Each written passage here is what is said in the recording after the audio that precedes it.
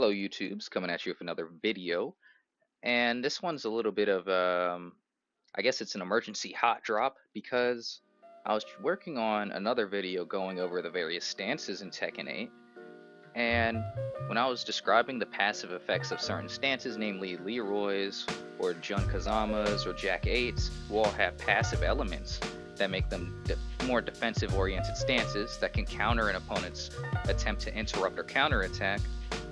I noticed that the reversal system in Tekken 8 makes as little sense as possible, and it's not a cohesive package at all, at least not at this point in the game's development.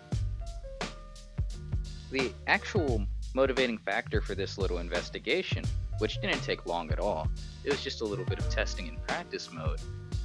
So the motivating factor was me experimenting with the reversal properties of these stances, as well as reversal properties in general, and noticing the glaring inconsistencies on part of this system. Tekken 8 changed many things about reversals, parries, and any kind of passive counteraction that you could possibly have. This affected every move of this type, or almost every move, which I will get into later. Changes were made in Tekken 8 to sort of nerf the effectiveness of reversals in all types, and the reason for this was just to make it a little bit easier for those lower level players to get over the first hurdle of reversal spam, and it also gives characters who struggle against reversal characters like Howron some more tangible options in order to sort of actually get through the reversal. Because Howrong is nothing but a bunch of strikes at the end of the day, and he has very few attacks that are distinctly unparryable or unreversible. These changes sort of fix that for him and make him more viable against these characters in matchups that were more annoying for Howrong players.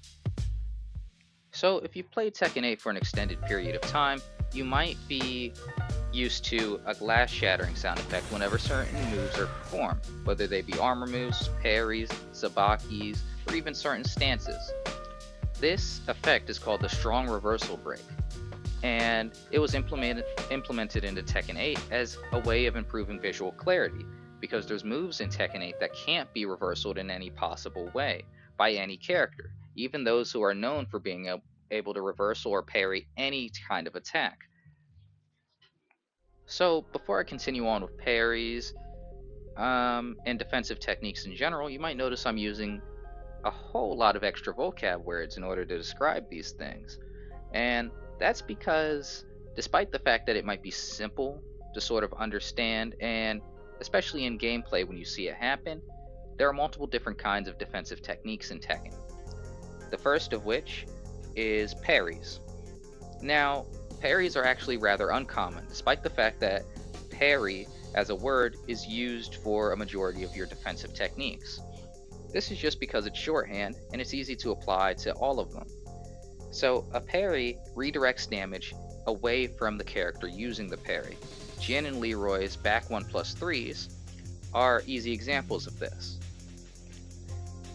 Now, parries are uncommon because the main defensive technique you're going to see on characters is actually called a reversal. And to reverse an attack, you must take it and reorient the momentum or the motion of the attack in order to harm your opponent.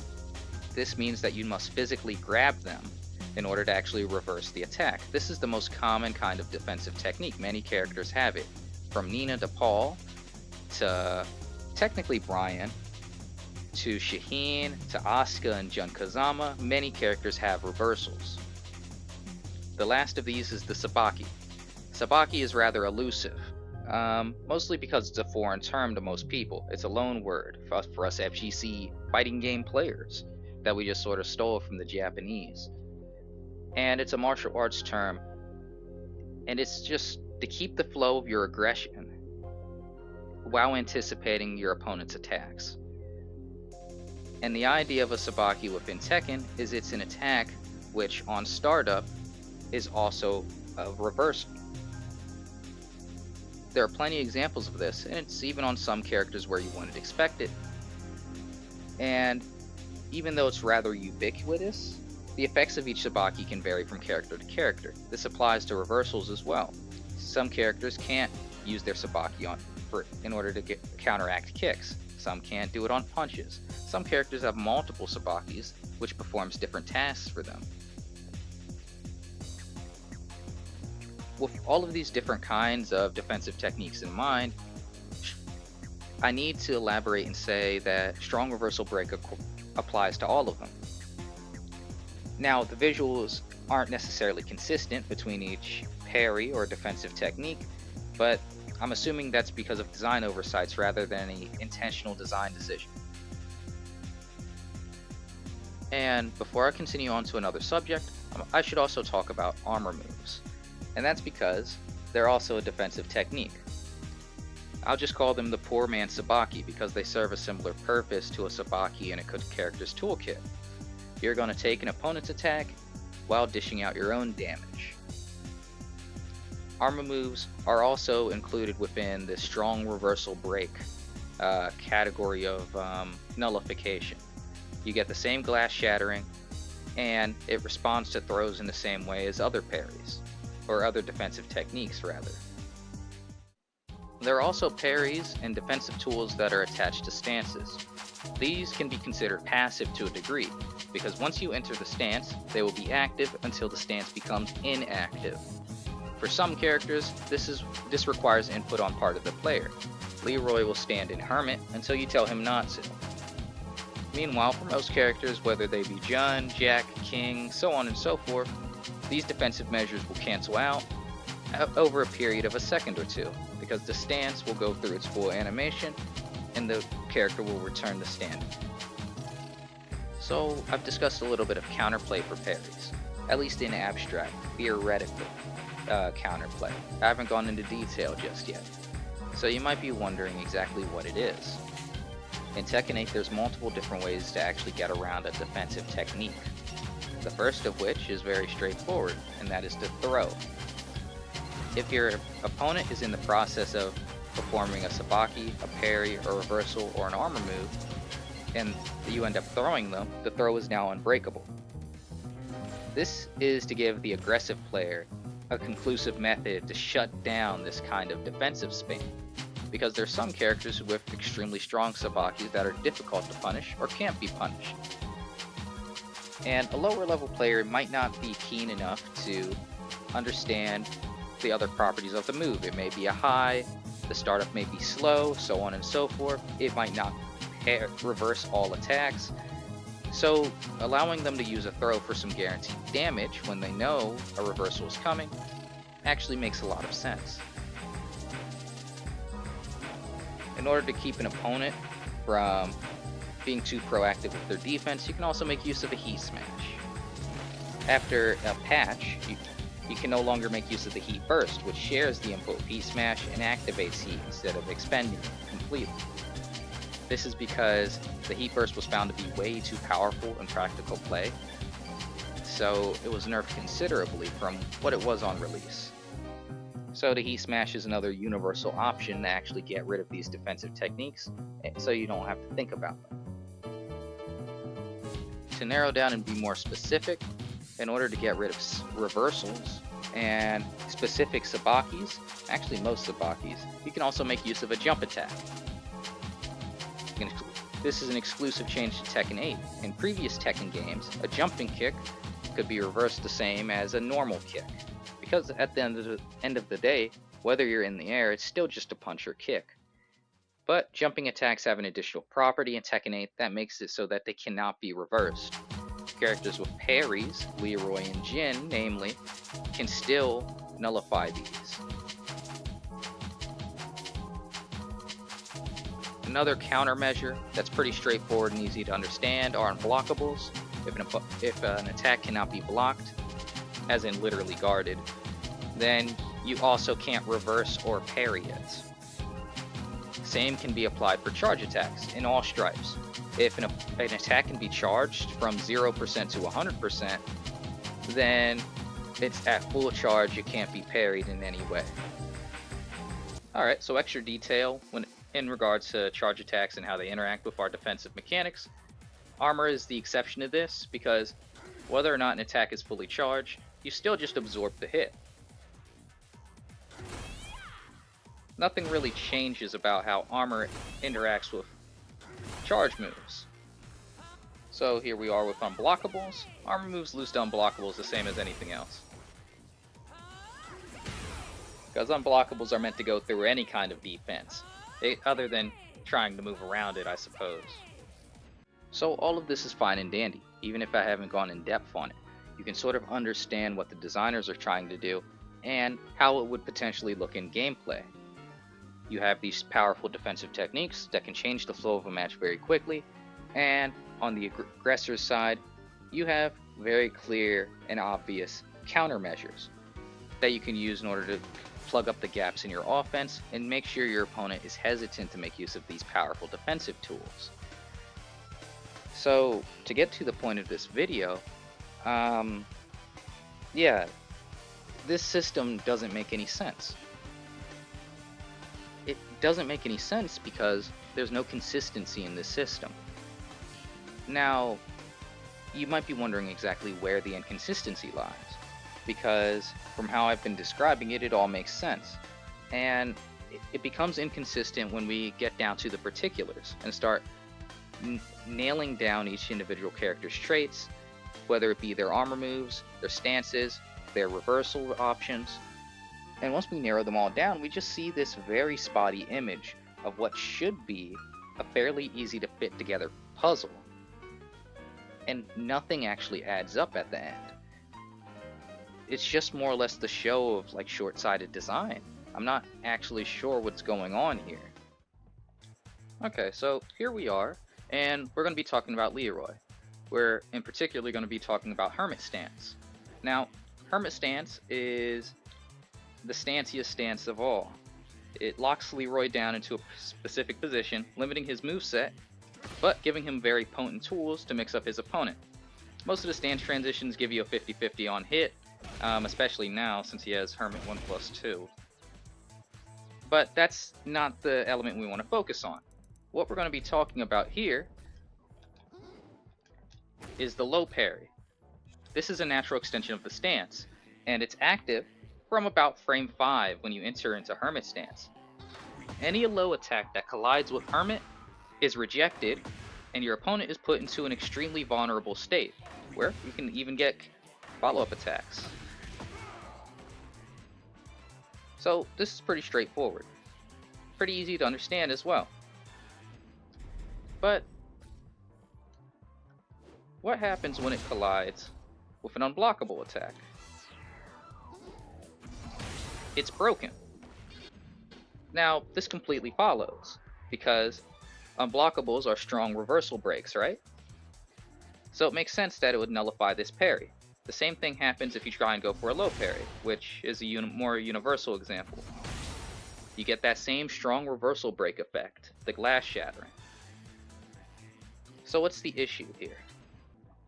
So let me try and show you what's wrong here. I'm going to swap to a different character. Someone who's completely different in terms of temperament, personality, and even play style. But they do share one similarity, and that's they have a stance that has a passive effect that parries. However you pronounce this stance, I look at it and pronounce it differently every time. It goes under highs and it evades lows. I say evade because that's the only way I can describe it. She doesn't parry it necessarily, because she manages to jump over the unblockable low. Now, this strong reversal break property is new to Tekken 8. In previous games, low unblockables could still be parried by Hermit Stance. So the question becomes, why is Azucena excluded when Leroy is not? And this is just one of the inconsistencies with this that don't really make much sense to me. Alright, and we're back with Leroy, except this time we have Kuma. And this is because Kuma has a special low in this game. It's a charge low. There's another example of charging lows that comes up often, but we're going to deal with this one first. This is a very potent technique, and as I mentioned before, charge moves have a special property, in which they go through most defensive effects, except for armor. The exclusion to this would obviously be a chargeable low, and this is sort of natural, because armor only reflects highs and mids. They can't absorb low hits. So what happens when it collides with Hermit Stance? Nothing. Hermit Stance cannot parry it, but you also notice it's not a strong reversal break. What's with that? If you want me to be honest, likely an oversight. So let's go ahead and bring in Azucena instead. Oh no, that's Leroy again. Get ready for the next battle. So what happens with Azucena's stance? Is it the same as with the unblockable, or does she get hit out of it? She manages to get over it,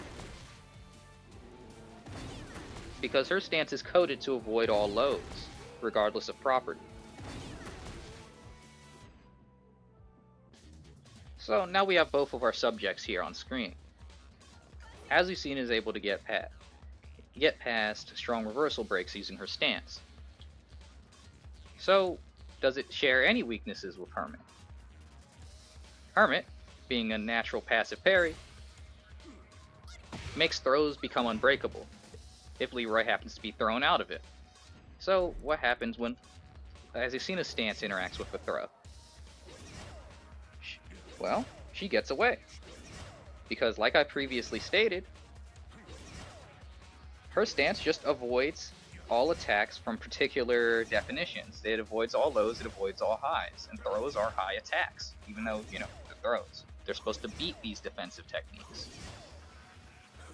Azucena also has the added benefit of being able to move around in stance. Neither of these characters can guard, but Azucena can reorient herself in order to fuzzy her timings, or even to make some linear defensive moves like dick jabs whiff. So, what is with this rule set? Why is it so inconsistent in this case? And now we have Elisa. She's a robot or something, right? I feel like that's not really the purpose of why I brought her out, but she has a parry of her own. It's a proper parry. It doesn't care about limbs, it only cares about what type of attack it is, and it exclusively parries highs. Upon taking damage, she'll detach her head and go for a gut punch.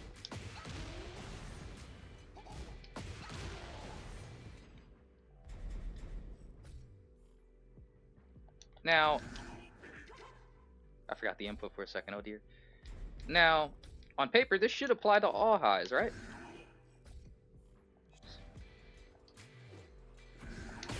Huh. Because of the fact it's an unblockable, naturally, it gets hit with a strong reversal break effect. But if I bring in Azucena, get ready for the next battle. Two things can happen, and both of them are interesting enough to make note of. On the first hand, her stance entry can actually avoid it, which is obviously not intentional. But, for one reason or another, even though that is a strong reversal break, she can just get away from it. Because that's the property of her stance. She evades high attacks. Okay, so what other exceptions do we have? Is that the only example? And if it is it really that big of a deal? Because this pertains to a single character and her unique place on the roster. What else is going on that's a little bit funny about this system? So, I previously mentioned that armor moves can be used to nullify charge attacks. In certain situations, this is somewhat necessary, because against characters like Paul, with extremely powerful charge attacks whose properties can allow them to go through guards and lead to large damage, especially if your back is to the wall, using an armor move might be your last ditch and maybe even your only option to fight free. So, let's go ahead and get an example of a charge move, the Bear Electric, which can be charged up for more plus frames, more damage, and more chip. Look at that, it's pretty much an unblockable 11 damage. Pretty strong stuff. So, I'm not confident that I'll be able to get around it with movement, because you can only step it one way. This pressure is mounting up. Imagine I'm losing life consecutively. I'm trying to get away, I'm trying to move, I don't want to get launched. Huh, wait a minute. My armor moved. What? How does that work? Well, this is the only exception to this charge attack rule when it comes to interacting with armor. And in the patch notes when this changed, this was done to increase the effectiveness of this move. Obviously, that would increase its effectiveness because it gives it a quality no other moves have. And it also makes things very confusing and unintuitive for players who are not familiar with the bear matchup, which is literally everyone at this period of time. When the bear army rolls over, maybe we'll actually learn something, but I still doubt it. So, what is this? Why is this like this? Okay, so for our next exceptional case, we have Jun Kazama. I didn't notice I gave her the green aura. I actually don't know what I was cooking with this. Oh, and she's not wearing shoes. The floor is probably pretty hard. But ignoring my poor fashion decisions, Jun Kazama is another exceptional case. And she's exceptional for two reasons.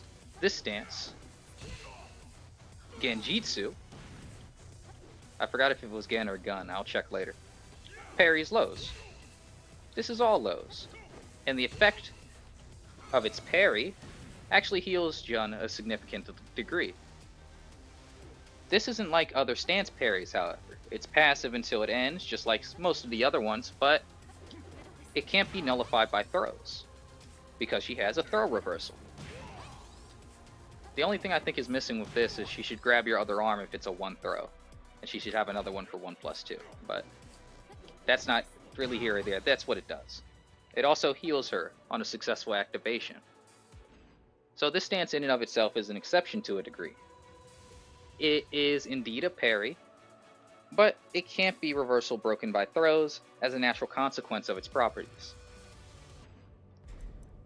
So the next thing is this move here. Let me find something slower to get counter hit with. I can't believe this. And that's forward 1+2.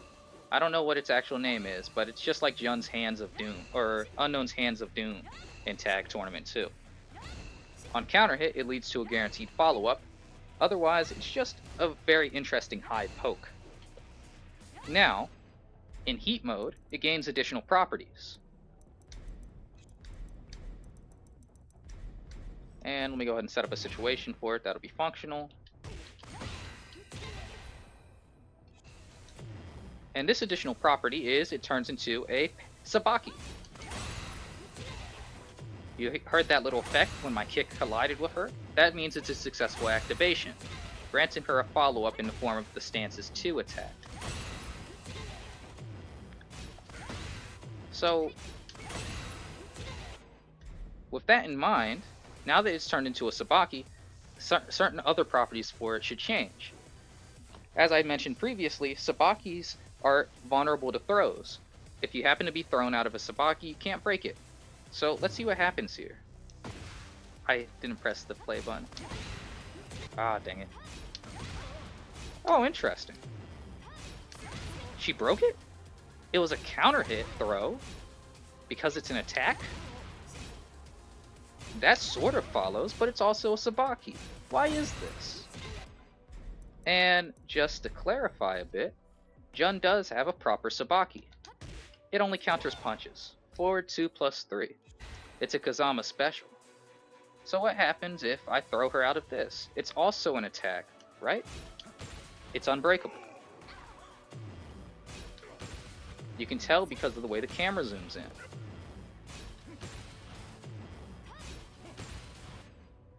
So, another bizarre oversight that makes things much, much less clear, especially to someone who's trying to get into this system.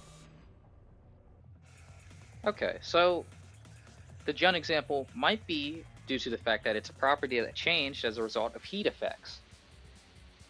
Because the move is normally just a counter hit tool is what I'll call it, you just get a guaranteed hit. and it doesn't have any parry effects, that change must be why she can still break throws afterwards, right? So let's take King. King has this stance. It's called Jaguar Sprint. I guess he is sprinting.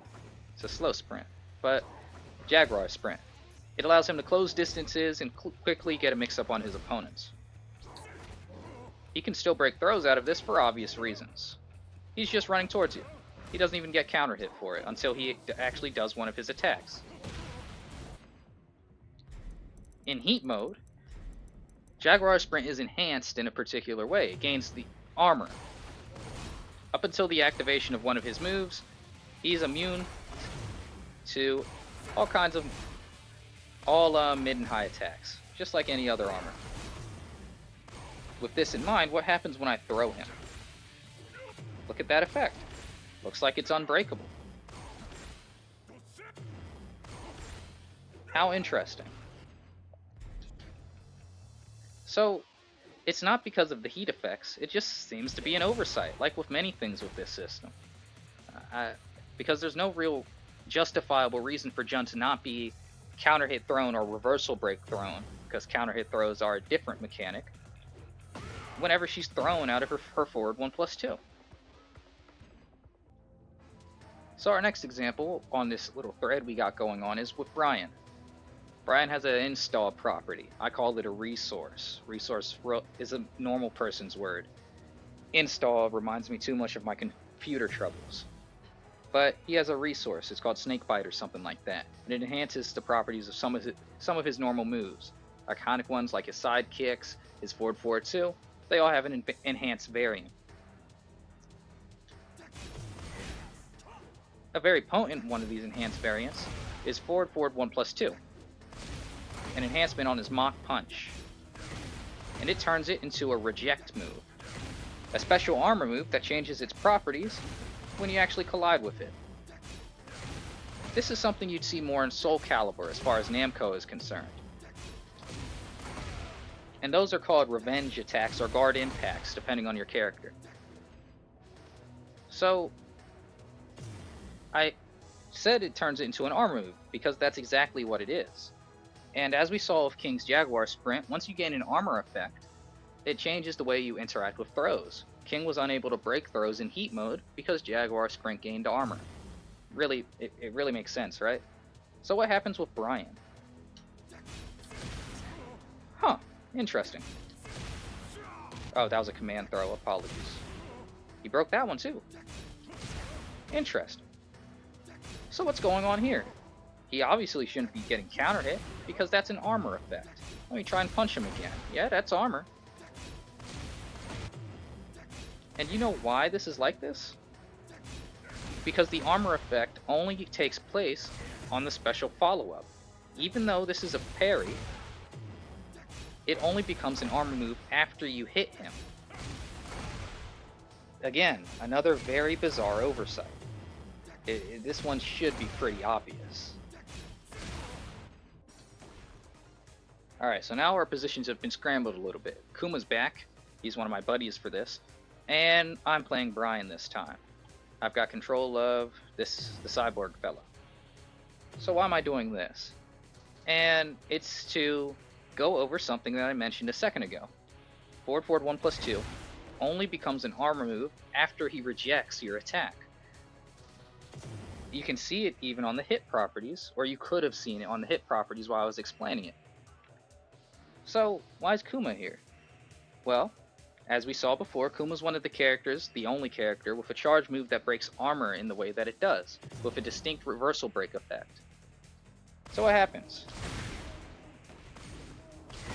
Okay, it requires particular timing, because... Oh, what? There goes that reversal break effect. So, it is an armor move?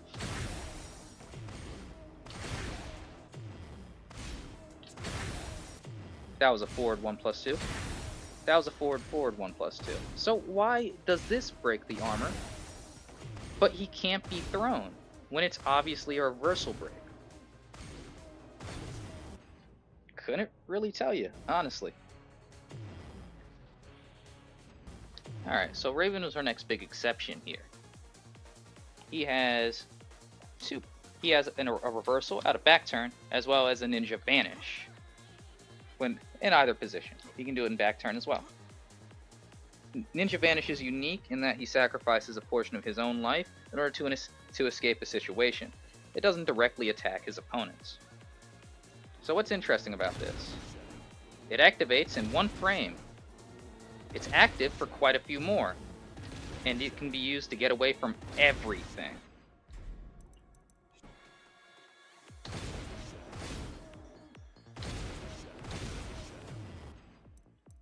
Everything. I'm gonna mistime this. Ugh. Let's try that again.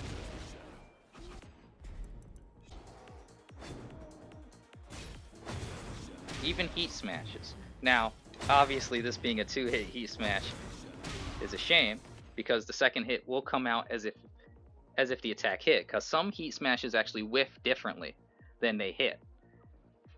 If a heat smash collides with Ninja Vanish, it'll continue as if Raven actually got hit by the attack. So what's the counterplay to this? So let's try the forbidden option. Let's go ahead and check out the throw. If there's anything that beats it, this is pretty obvious, because this is one of the ways that I cited earlier as a universal way of shutting down reversals. Huh. Interesting. There he goes.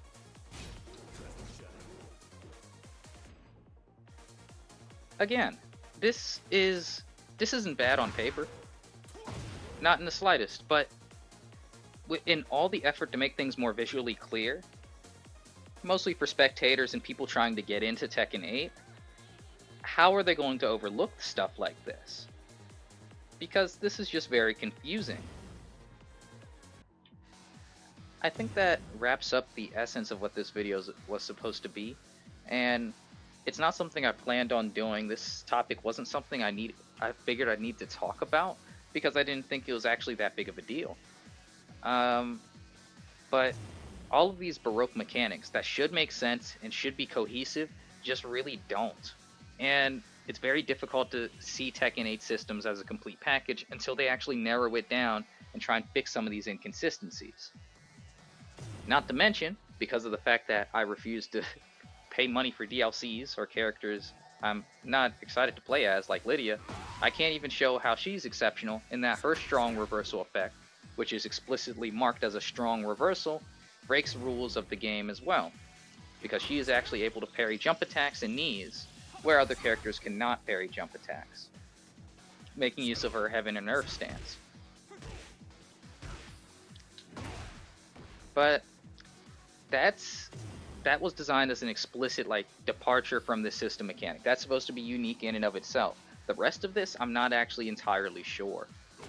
And trying to make sense of it is sort of a fool's errand, because a lot of the balancing decisions in this game, a lot of the changes they've made so far, are just sort of on a whim. It's more akin to hot fixes, even though the changes may be drastic on a character-to-character level, or in more general changes like with the floor break changes and the interactable changes and all of that stuff. It's normally to combat things that became problematic due to a lack of testing. And I feel like to actually get this refined and working smoothly, it might end up being a while, or at least there needs to be people complaining about it, or trying to get some kind of clarity on part of the game designers, because it all well could be intentional. And I could just be making something out of nothing, but the game doesn't tell you that, and they haven't told us that, and that's sort of where my issue lies.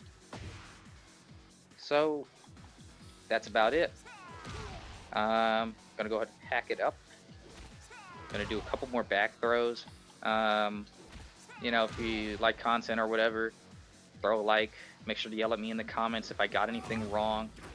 And yeah, other than that, have a nice day.